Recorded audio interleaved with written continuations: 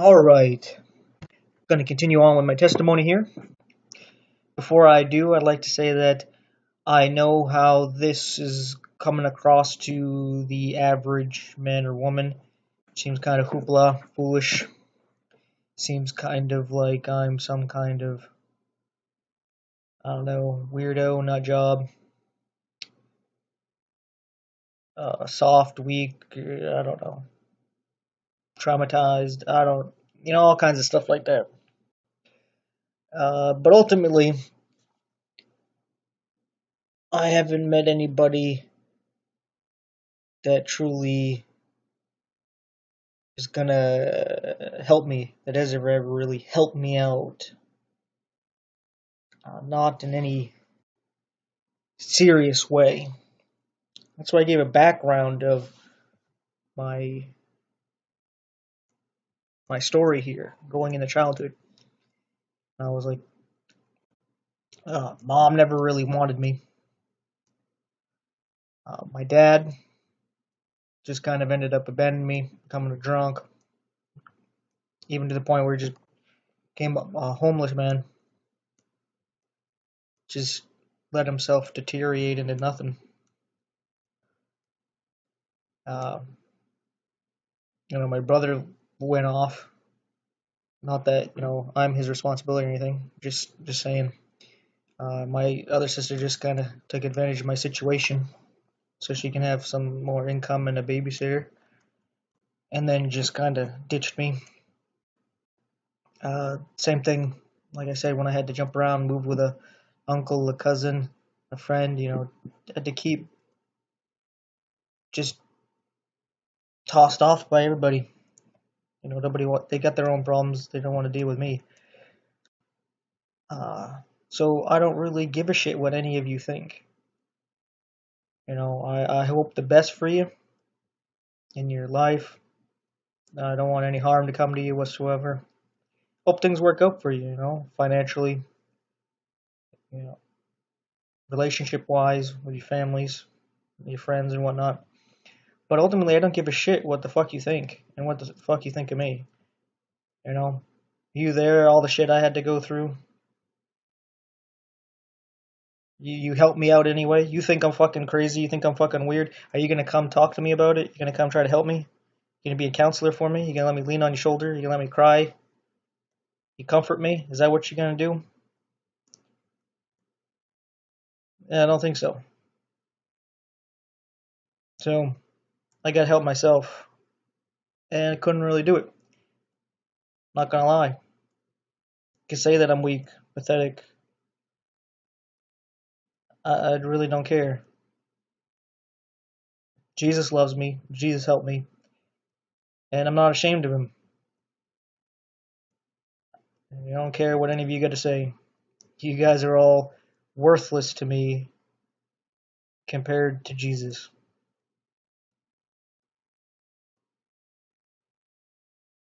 It doesn't mean I think you're dog shit and that you should be thrown away and all that. Like I said, no. Hope the best for you.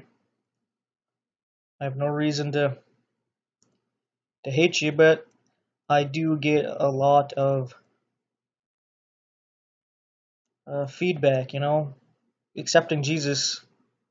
I was already a black sheep because of the way I was, but accepting Jesus alienated me even more from family and friends than before. And it just goes to show where people at. You know, I can't put my faith or trust in anybody. Partly my own fault, but also because everybody else got their own problem. They don't care about yours, and they only care about you if they can benefit from you. Because I've had friends, or so-called friends, help me out, but it's only so they can hold it over my head or they can control me, or so they don't feel lonely. They always got somebody there that they can treat however they want because I'm some kind of broken down, homeless, stray animal. So they can just, treat me how they want, do what they want with me or whatever. They're always going to be there. They feel safe and secure about something like that. So, yeah. Anyway, so I never decided to go to a priest or a pastor or anything like that. I listened to people, whether I talked to them in person, or listened to what they had in articles online or videos, their sermons. But I never really went to a man because there's no need to. Never felt there was a need to. And yeah, never went to a church for the answers either. Don't see a need for that either. And go straight to God. I mean, if you truly believe in God, go to God. Why are you going to someone else? Someone else that you think is closer to God? Someone you think represents God? To a church that you think represents God? No, just go to God. The only mediator between man and God is Jesus, Yeshua. You don't need a man to teach you. The Holy Spirit will guide you in all things.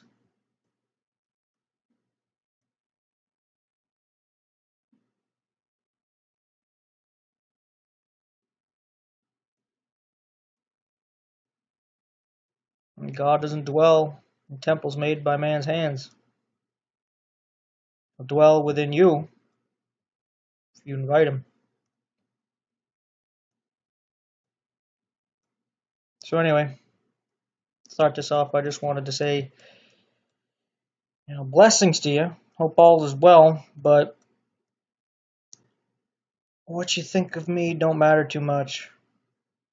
I don't think too highly of you, most likely, because if you're worldly, you care more about yourself, your family,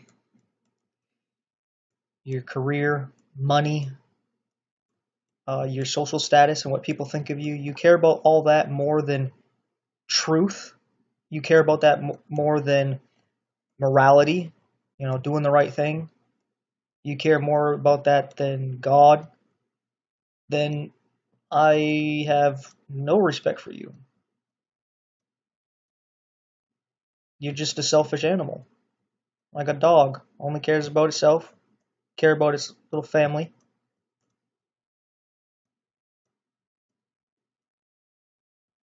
And then you as a dog mock and scoff me. It's just think about that. Think about a dog mocking and scoffing you. Just what can you say about that? But anyway, so yeah, I started studying the Bible, and I first read the Gospels, and then I just read the Bible cover to cover. And I saw the law, and I connected it to the way Jesus lived and what he taught on the Sermon on the Mount about not one jot or tittle of the law will be changed until all is fulfilled, and that whoever breaks the least of them is the least in the kingdom of heaven, and what have you. So I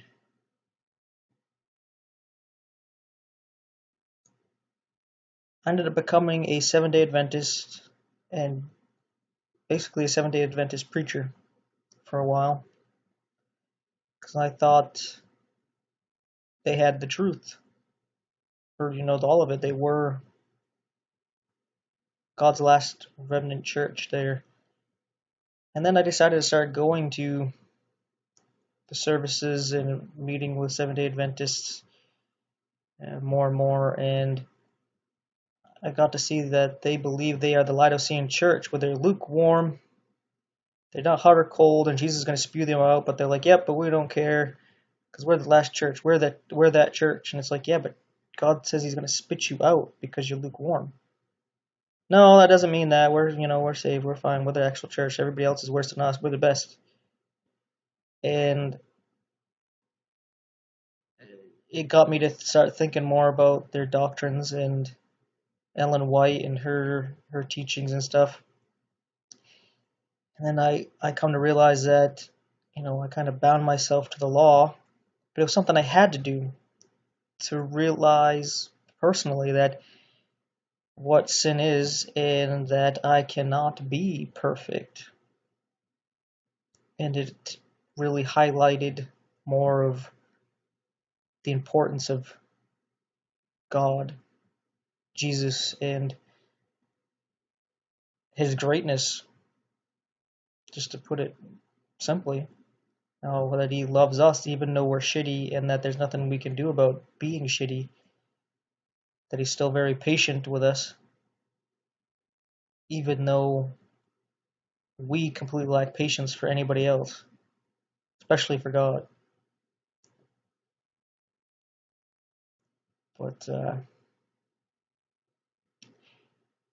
yeah, so I talk with other believers and different things like that, and doing studying, coming to where I am today. There was even a time where I just walked off. I walked off because getting just worn out talking to people, whether they're believers or not believers, and studying some things that just got me to question everything, like the stuff that happened with the flood, the stuff that happened with Job, and really looking at some other things that it got me to really start to question God. Like, are you really the good guy? Did all the stuff that happened in my life draw me to you because it's a good cop, bad cop? Like, what's going on? I kind of just went off on my own for a bit, almost a full circle, almost getting back into some stuff that I used to get into, and then just lately, it feels like I was just smacked in the face and just kind of drawn back to all of this, back to God, and now seeing things a little more clearly. But yeah, the whole point of this little part is that there's not a certain man that I'm looking up to, some priest, some pastor, some preacher of some kind that came, saved me, got me to say some prayer. No church, come help me out in any way whatsoever. It was just ask God to help me. He did. The only one that ever did.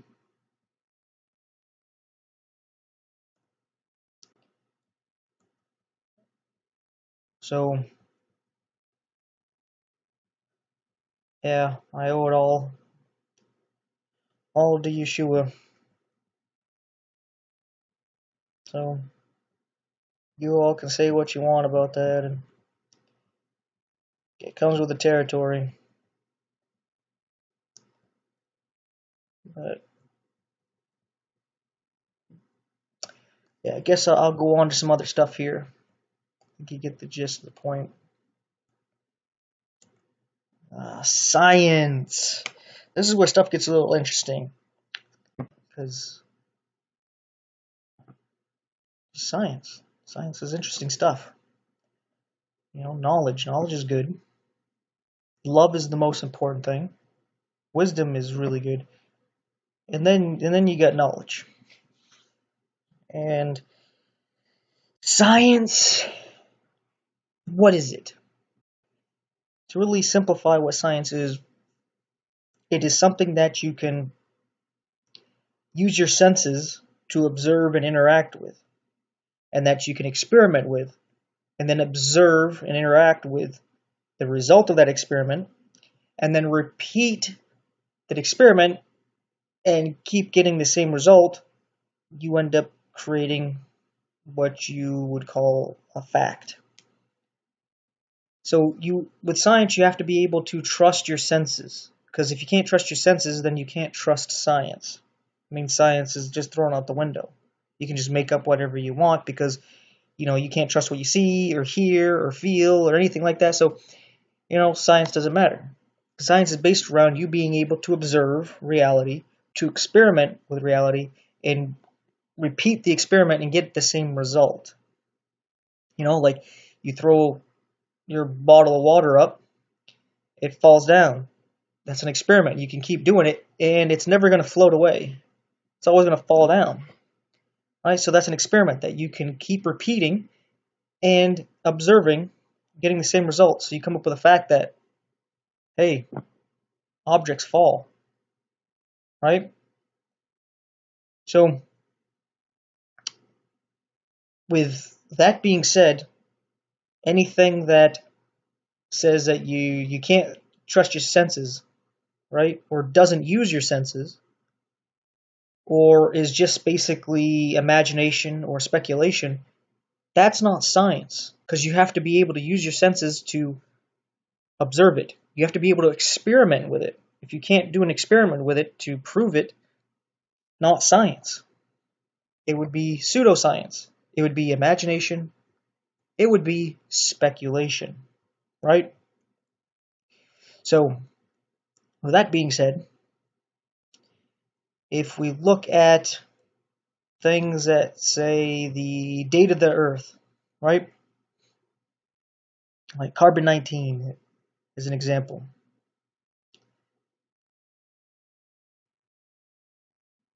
There's different factors that can change why there's a certain amount of the carbon in an object. And they've tested rocks of known age, for example, from volcanoes. They've newly formed, they know how old they are, and the dating has been wrong. If something has been in the water, the decay rate is a little bit faster than normal. So if something you were trying to say is over the age of humanity, so let's say it's uh, over, let's say 20,000 years, just to give a little leeway, right? Anything older than that, there's no way we can tell how old it really is because it's not observable to prove that it actually works, right? So let's say it's able to work within 10 years. Like, oh, I can tell this is 10 years old because of the dating, right? You have to be able to experiment. Be like, okay, does it work if something is 1,000 years old, 10,000 years old, 100,000 years old? You need to be able to experiment to prove that. Not only that, you got to be able to prove that within, let's say you judge something that is 1,000 years old, 100,000 years old, or even older, right? Let's say 500,000 years old, because they're even getting things that they say are millions of years old. You can't prove that because you do not know what that rock or item has gone through. You don't know if it's been soaking in water. You don't know if it's been like sitting in a desert. You don't know if it's done both for different periods of time. That would change the decay rate of the carbon-19 or their other dating methods that they use with radio. I can't remember the full name of that off the top of my head. But anyway, the other methods like that, where it's not science, it's imagination and speculation. Because in order to prove that it works, you would actually have to be able to find something that you already know is, let's say, 100,000 years old, and then show that, hey, look, the test comes back that says it is 100,000 years old. Oh, then you know. But there's nothing that we have that we actually know the exact age of it. So if we don't know the exact age of it, there's no way for us to experiment to find out if it works. It's just an assumption. It's imagination, it's speculation. And then you get to something like the Big Bang.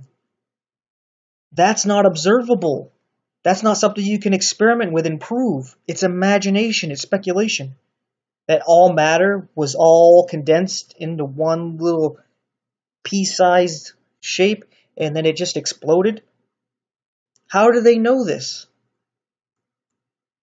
They don't. They just make it up. It's speculation. It's imagination. And they teach it to you while you're children in a system where they teach you that they're the authority. They tell you what truth is. And you're not to question them. If you question them, you're wrong. You get an F. Talk to your parents about how you're dumb shit. Or that you got uh, some kind of authoritative social disorder against authority, and maybe you have ADHD or something else and you need to be medicated.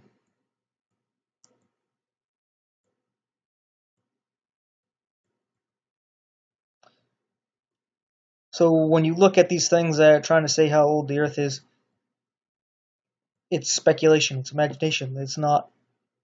There's no actual evidence of this. They're just like, hey, I'm a scientist. I'm in a lab coat. I'll tell you what's reality, and you're gonna believe it because you're a dumb shit and you don't think things through. Now, continuing on with that, we got evolution. Now, this is the biggest load of crock of shit I've ever heard. Now, there is adaptation, but what they teach you about evolution, where simple life became more complex. Okay, so let's start with like life coming from non-life. That's not scientific. There's never been anything to show that something non-living can produce something that's alive.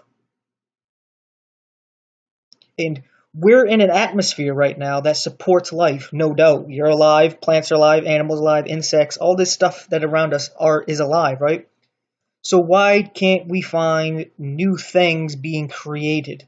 Why don't we take some water, like here from a pond, and some plants and all this stuff, and we create a little ecosystem.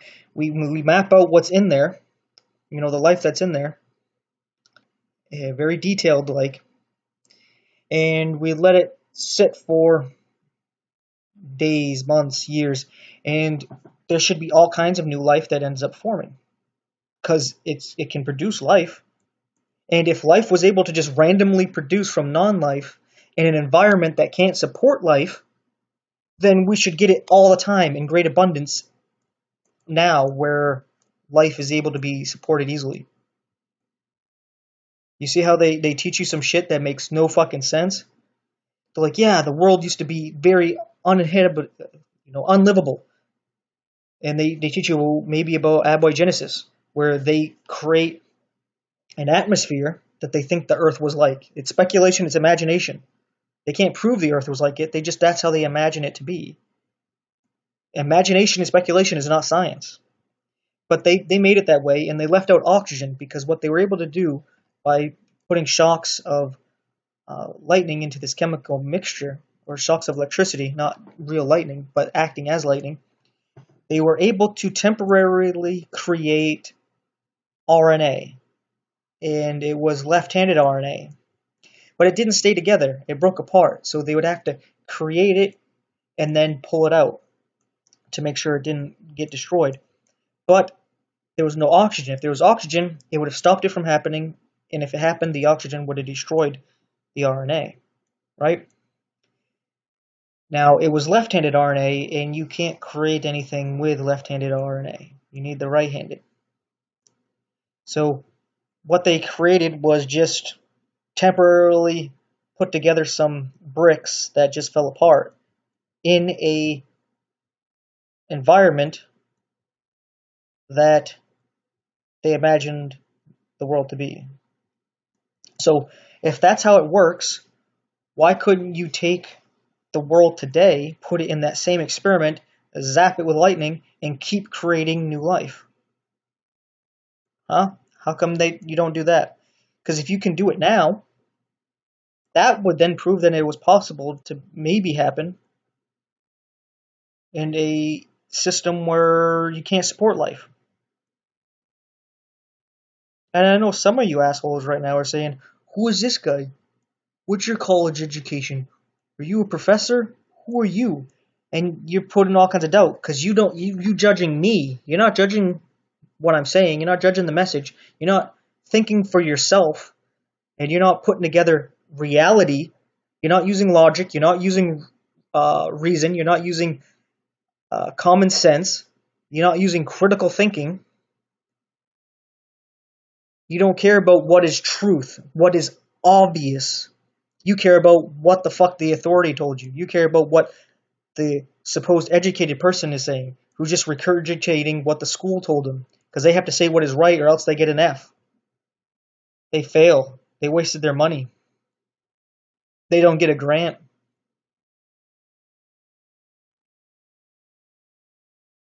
So anyway,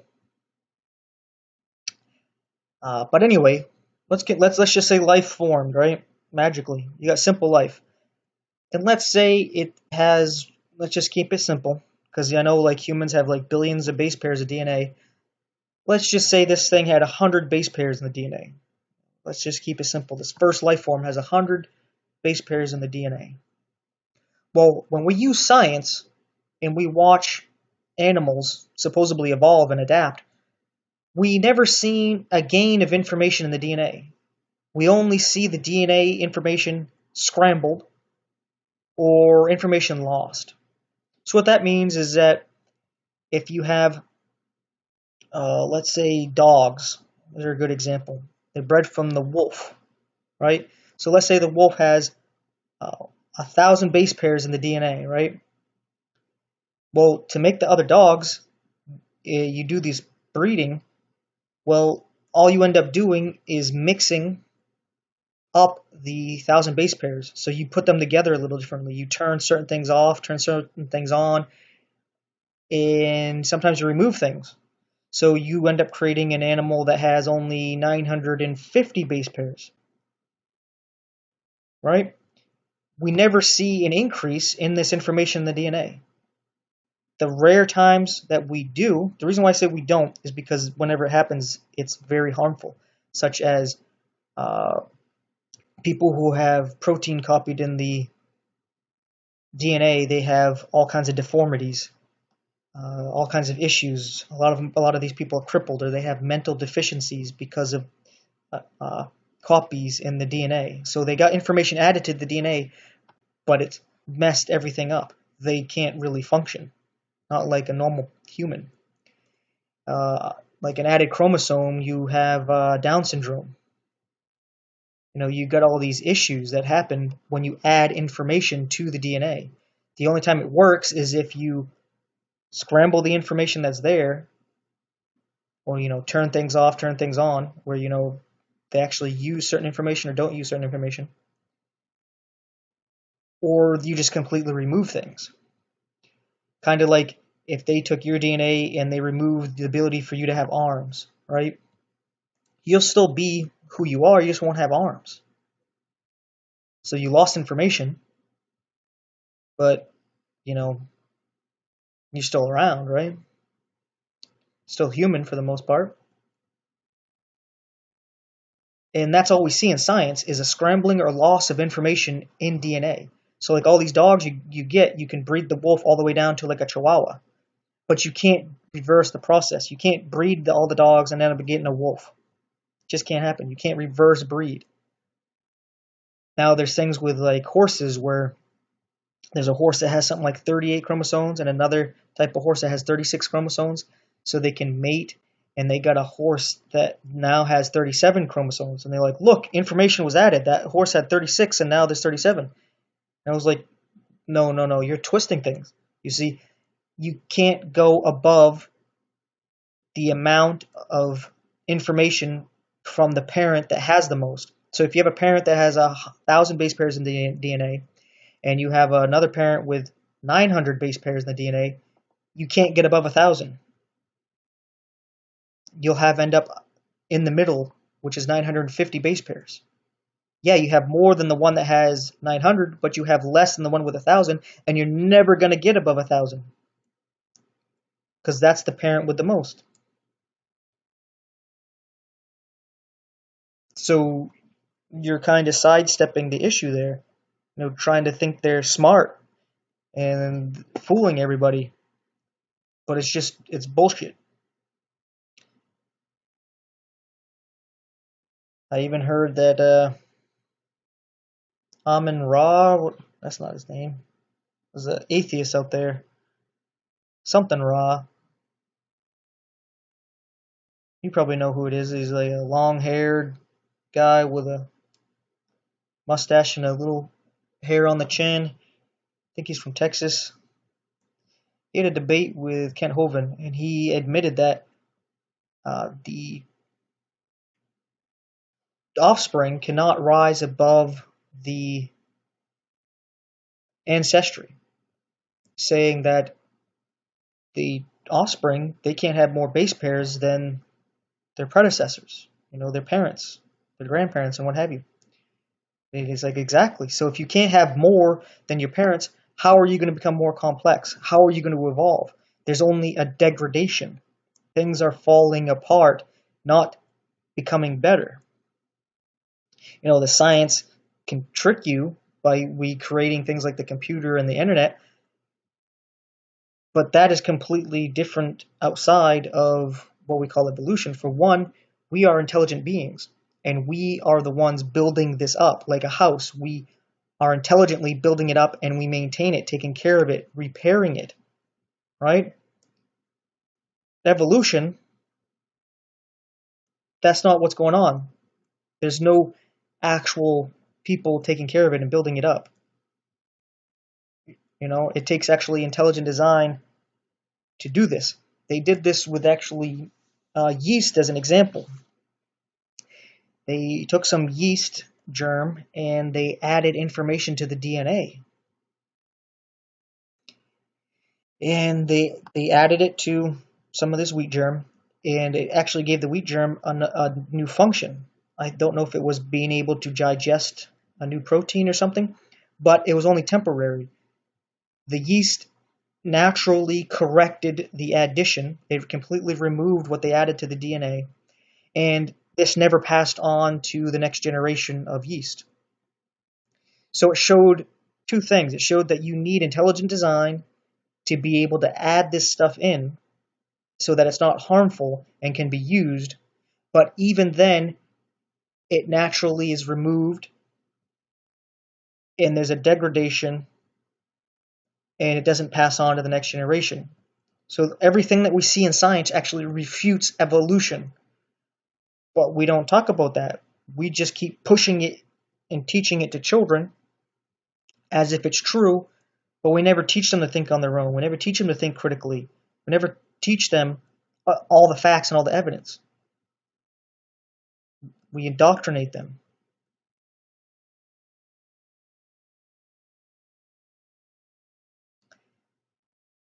So the science shows that it's an imagination and speculation to talk about the Big Bang, the age of the Earth, and that it's imagination and speculation to say that life came from non-life, and to say that consciousness came from something that's not conscious. That's not scientific. We've never actually have an experiment to show that something conscious can come from something that isn't conscious. And that evolution, in the sense of things becoming more complex and adding information and evolving into something that we would say is superior, from like a tadpole to a human being or a fish to a human being, that is not what we see. We actually see a loss of information. So, yeah, it's all bullshit. Just looking at the science. I mean, in this day and time, if you got the internet, even access to a library, because most libraries you're able to use the internet there too, you can look up whatever you want. You can study these things out for yourself and read all these articles. You can even do your own experiments, such as the flat earth as well. Looking into that, I was like, I'm going to prove that the earth is a globe. And come to find out, I can't find any evidence to prove that it's a globe. Can you? Can you prove the earth's a globe? You might take something like this and be like, the NASA pictures.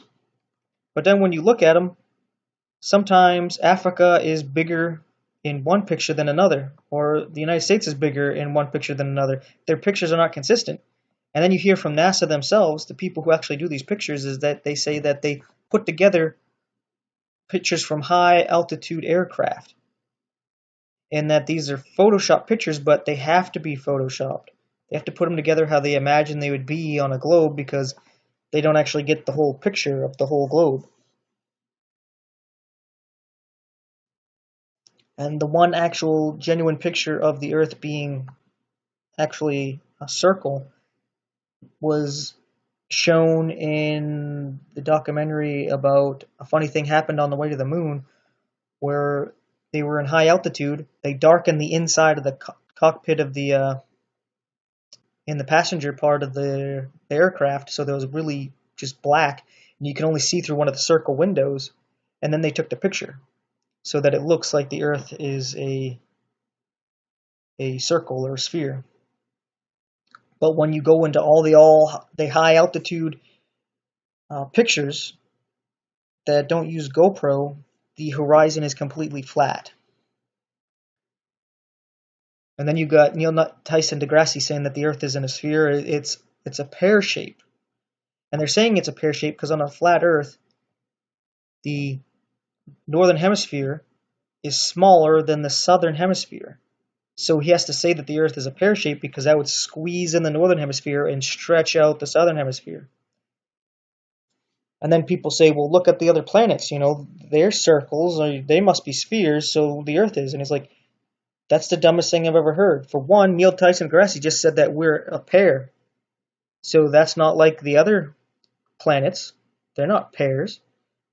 And the second thing is that's like saying, like, if I was adopted by a black family, and I was like, hey, my dad, my mom, my brother, and my sister, they're black, so I'm black. No, I look at myself, I have different colored skin, so that's not true. Right? So just because you look up in the sky and you see some circles, that doesn't mean what you want is a circle. That's illogical. That's not reasonable. That's not using common sense. But anyway, everything that I looked into to try to show that the Earth was a sphere showed that there wasn't any evidence to show that it's a sphere. None of it. We can get into it big time if you want about boats going over the supposed horizon, and even know that you zoom in with your phone or binoculars, a telescope, all of a sudden you can see that ship that supposedly went over the curve. There's all kinds of things that show that what they're saying about the Earth being a sphere is total bullshit. It's, again, science. And the science they're telling you, like, trust the science, it's pseudoscience. It's not real. What they're telling you science is like, just listen to this guy in a lab coat. That's the science. It's a paid scientist or a paid actor, and they tell you what's what, and you believe them just because they're in a lab coat. Like, this right here can be a scene from a movie, and this guy can just come up and tell you this and that and the other thing, and you think it's real. I mean, he's looking in a lab, he's studying this stuff, he knows, and you don't think for yourself. You just trust everybody else to think for you and to tell you what's what, and you just believe them. Even though you're a human yourself, and you know that people, they lie, they manipulate, they sell out, or they're just deceived, they're fooled, they're naive. You know this because you've been that way, you've been around people like that. There's no way that you don't know that people are like that. But you think these people in these positions are like altruistic, and they just would never do anything wrong whatsoever for anybody, ever. And they would always tell the truth and nothing but the truth. Like, are you that foolish?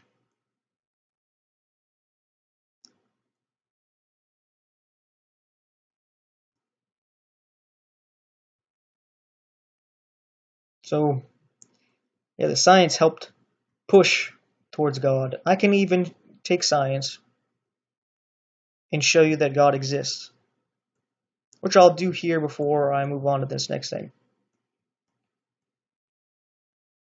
Okay. From some of the things I've already talked about, where life cannot come from something not living. It's not been shown. That's not able to happen. All life has to come from something living. Consciousness has never come from something not conscious. So you can't take a rock and all of a sudden it's going to produce something living and conscious. It just can't happen. It's not scientific, never been observed. No reason to believe that can happen. That's imagination, that's speculation. So all life and all consciousness came from something living and something conscious. We look at DNA, we show things are either scrambled or they fall apart.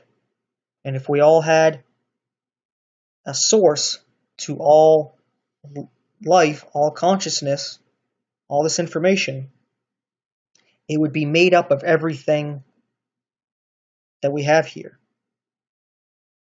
So there was something alive, something conscious, that has all the information in it to make up everything we see. All the information to make all the plants, bugs, animals, people. It has all that information within it. And that would be the source of everything. That there's God. And there cannot be an endless regress where you're like, well, where did the God come from and this and that? There's an ultimate source, there's an ultimate beginning, and that is God, because it's impossible to go infinitely backwards in time. And I'll explain this real quick. Let's just use these. We got 5 pictures here, okay? So let's say this is the beginning of time, right? This is moment 1, moment 2, moment 3, moment 4, moment 5, right? Moment 5 cannot happen. Let's say we're at moment 5 right here. This is where you and me and everybody is at right now, right? Let's say moment 5 cannot happen until moment 4 happens, right? Moment 4 has to happen before 5 can, right? So we have to wait for moment 4. Boom, now we're here. Now we're at moment 5, right? Well, moment 4 has to wait for moment 3. So we have to wait for moment 3 so moment 4 can be here. But then moment 3 has to wait for 2, but 2 has to wait for 1. So 2 has to wait for 1. 1 comes in, okay, now we get 2, now we get 3, now we get 4, now we get 5, right? But the problem is, if this goes infinitely backwards, so it goes to 0, -1, -2, -3, -4, on and on and on, well, 1 never happens, because it has to wait for -1, -2, -3. It has to go on forever, so that this never happens. So then 2, 3, 4 never happens, so we don't happen. It's the same thing like you say that parents, right? This is you, this is your parents, your grandparents, your great-grandparents, and your great-great-grandparents. Let's just say Adam and Eve here, your great-great-grandparents, right? Well, if they have to wait for something to happen to exist, then your great-grandparents can't exist, your grandparents can't exist, and your parents can't exist, which means you don't exist. There has to be a beginning. That beginning, the source of all life, all consciousness, and all the information in the world, is God.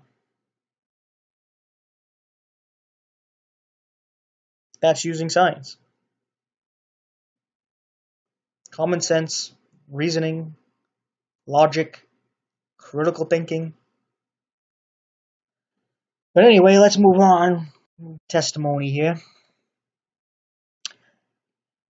For a while I got into Gnosticism, and you can see how this is some creepy stuff.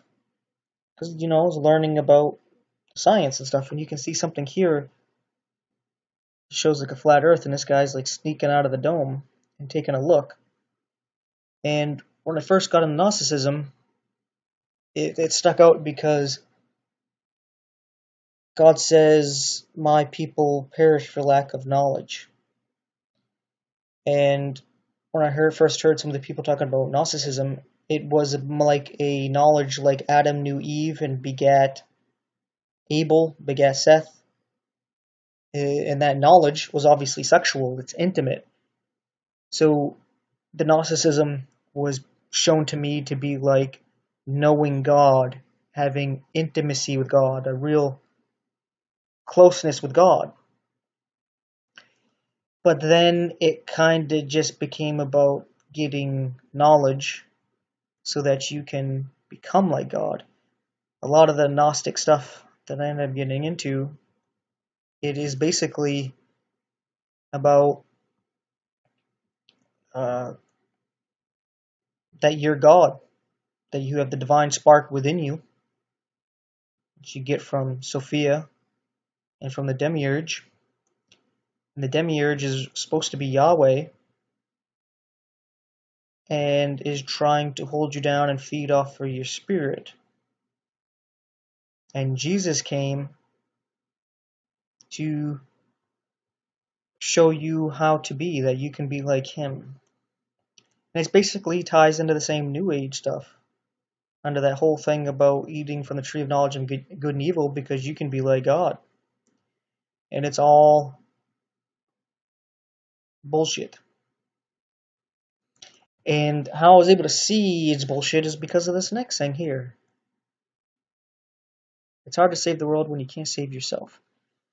Because I've been thinking about things like that. I've been thinking about Buddhists, thinking about the Gnostics, and there's all this talk about enlightenment, and eventually you can be like a master, like Jesus, and do all this stuff. And I'm like, okay, where is somebody who has done this? Show me the one who has gotten enlightenment. Show me the one who is like Jesus. And that's where I kind of woke up from it and was like, man, I'm an idiot. I mean, I've been fooled again. That's why you need to cling to Jesus. That's not what I was doing.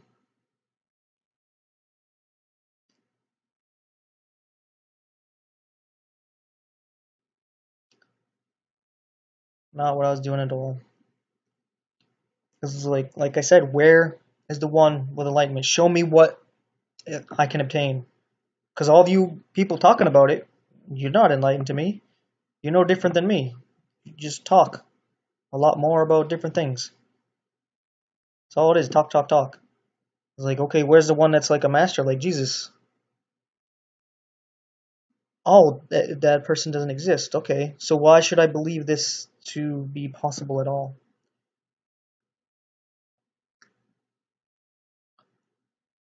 I was like, yeah, this is bogus. But I still like the idea of knowing God in an intimate way. I still like that. That actually makes sense. You should know Jesus, know Yeshua, be intimate with him, and cling to him. It's what I want to do. It's what I think you should do. And to add to this, this is something I was thinking about. It's hard to save the world when you can't save yourself, and that's the truth of it. I was actually listening to this Christian fella talk about uh, basically becoming,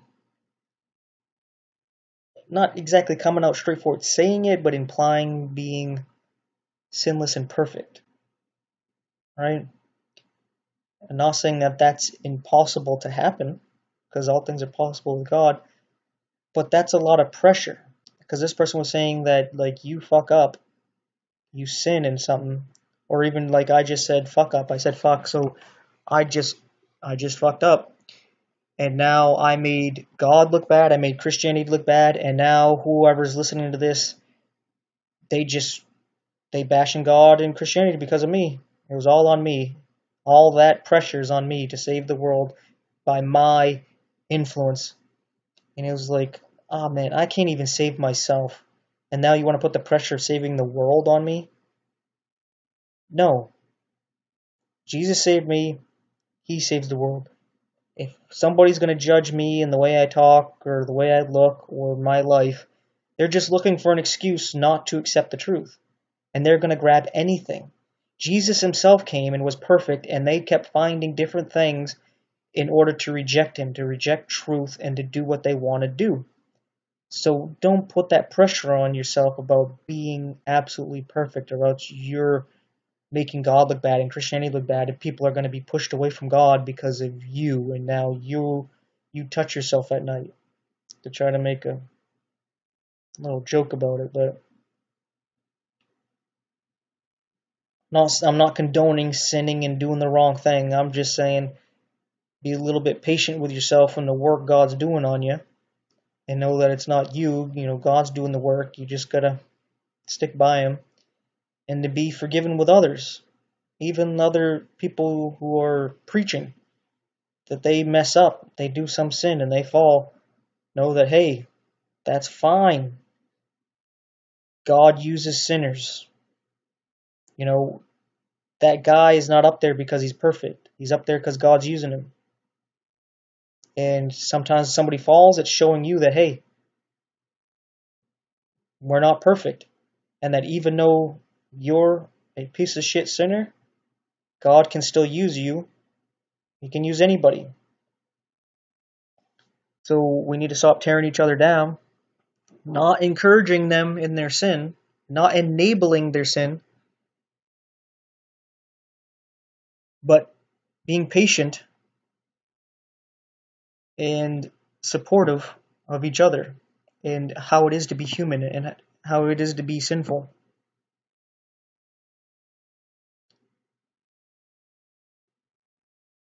So, yeah, I guess I end it with this. This is some interesting thing I've been looking into. Never really thought too much about it because I didn't really care too much. I was like, okay, you're either going to be raptured before things get really bad, you're going to be raptured in the middle of things being bad, or you'll be raptured at the end. And looking at it, I can see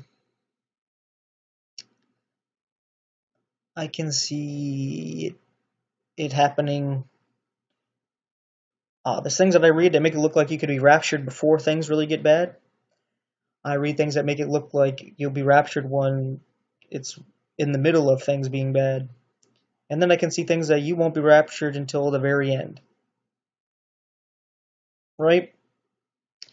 So I can't really say. All I can say is just be ready because, hey, you could be raptured right when things are about to hit the fan. So you want to be ready. You don't want to be here having to go through the shit.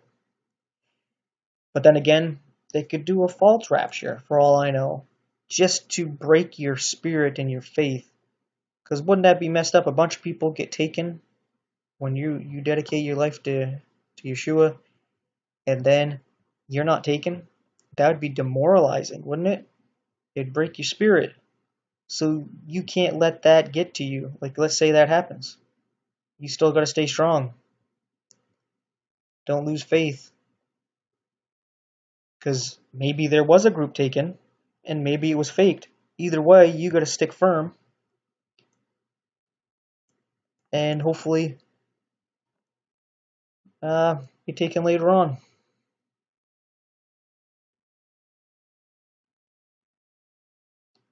So, yeah, that's just for another little study. But it's just something I wanted to add in there to end this because, the world's messed up right now. The whole world is buying this COVID hoax, which is obvious bullshit. I mean, if people were really worried about this deadly virus, they wouldn't be going out to the bars and the restaurants and doing what they're doing because they would be afraid to get sick. You'd have people suing stores for not wearing masks because that's where they got sick and all this stuff. It's just all, I could get so much into it about how it's bullshit. I mean, it's so dumb. You can put your shirt over your mouth to walk into a restaurant and take it down to sit down and you're not wearing a mask anymore and all of a sudden you're fine.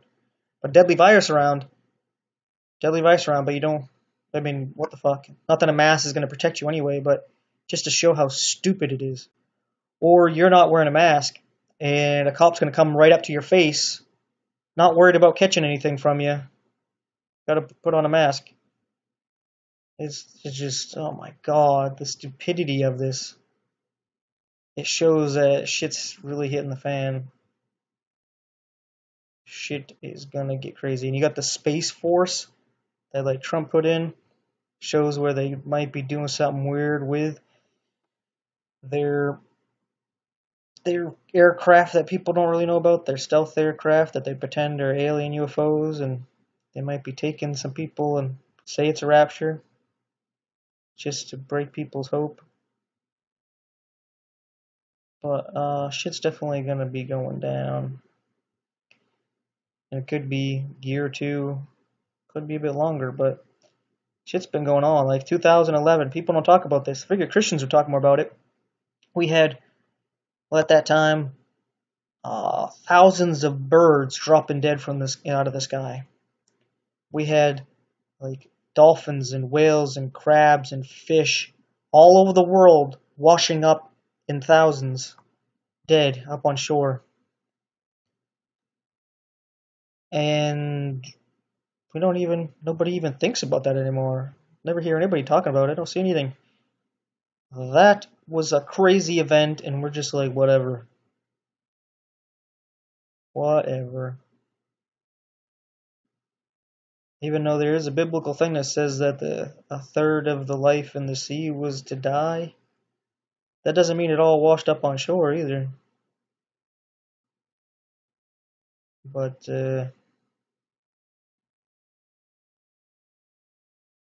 yeah. So that was what,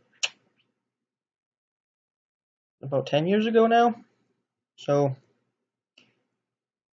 things aren't going to happen at the time you think. Like, oh, all this shit's going to happen tomorrow. No, I don't know exactly, but things are happening.